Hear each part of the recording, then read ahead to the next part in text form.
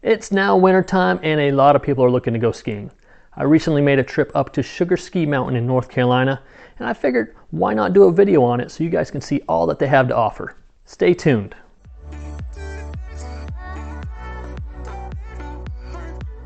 Hey everyone, Shane Gordon with eXp Realty here in the Charlotte, North Carolina region.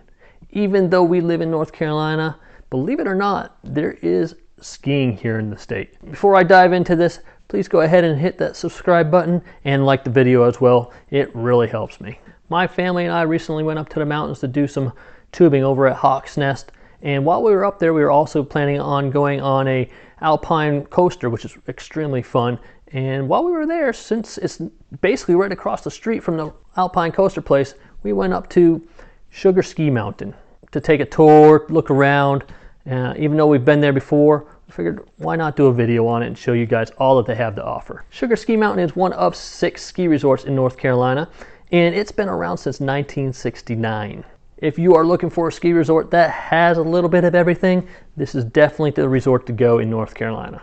At Sugar Ski Mountain Resort, they actually, of course they have skiing and snowboarding here, but they also have ice skating rink, they have a snow tubing hill. You can actually go snowshoeing here as well, and of course there's going to be your lodging, there's shops and plenty of restaurants throughout the area as well. Just down the road from the resort, you also have the Alpine Coaster, which me and my family just did as well. Extremely fun. If you've never done an Alpine Coaster, highly suggest it. Sugar Mountain has 21 trails and 8 lifts for you to take advantage of.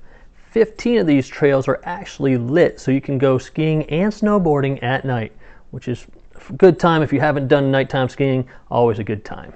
If you are a beginner, they do have 8 easier slopes that you'll be able to enjoy, and they do have a ski and snowboarding school for the kids, as well as group and private lessons for adults. The prices for this do vary, so your best bet is to go onto their website so you can see their prices firsthand. I do know that on March 7th, they do lower their prices for a promotion they call March Madness. If you plan on coming quite often, I would suggest definitely looking at possibly getting a season pass. The season pass is $990, and if you plan on actually doing more than just skiing, they do have season passes for ice skating and for tubing as well. And if you think you are going to be here quite often visiting and you don't want to lug your stuff around from the car and up to the lodging every single time you come up here, they do have lockers, and you could actually get a season pass locker. As for ski lift prices, as you can see here, prices do vary, and it will depend on if you're doing a half day or a full day. If you're going for a full day on a weekend, for example, it's going to be $80 for the full day. But as you can see here in blue, starting March 7th, it will drop down to $60 for their March Madness promotion.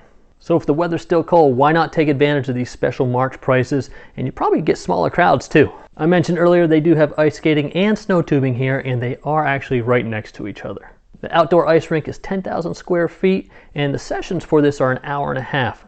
Prices again do vary, so it's best if you go on their website to check out all the different prices that they have. The Dave Nixon Pro Shop building is between both the ice skating rink and the snow tubing hill, so this is where you're going to go get your tickets, and if you do need to rent some skates, you'll get those there as well. The Pro Shop also has a small restaurant and a sports shop where you can go get some apparel if you need some. If you don't feel like doing tubing yourself, the shop actually does have a deck that you can sit on, so you're able to watch your friends and family as they enjoy the hill. So as far as the tubing itself, you're going to be tubing on a hill that's 700 feet long, and it has multiple lanes, so plenty of opportunity to get on there. The sessions are actually just under 2 hours, so tons of time for you to get your tubing in. And what makes it easy on your tubing, you don't actually have to climb back up that hill. They do have one of those magic carpet rides, which is the conveyor belt you stand on. I mentioned this in my tubing video I did a few weeks ago, so you may have heard this before, but if you're new to this video,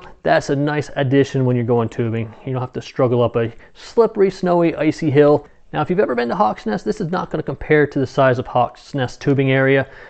Here we only have the one hill, but if you're already here enjoying other winter activities, you may as well enjoy some tubing as well. If you're interested in other snow tubing locations, check out this video up here where I go through a bunch of them. If downhill skiing is not for you, you can still try out snowshoeing and still get a great workout in. The guided tour is an hour long, and your snowshoe rental is included in the price. Growing up in Vermont, snowshoeing was not one of my things personally, I would much rather prefer to go down a hill as fast as I could, but my mother loves snowshoeing and enjoys every minute of it. If you don't like winter activities so much, Sugar Mountain Resort does also have summer activities that you can enjoy. This is something I might do a video on at a later time, but I just wanted to throw that in so you would know about it. Please hit that like button if you enjoyed this video. Thank you for watching. Have a great day and take care.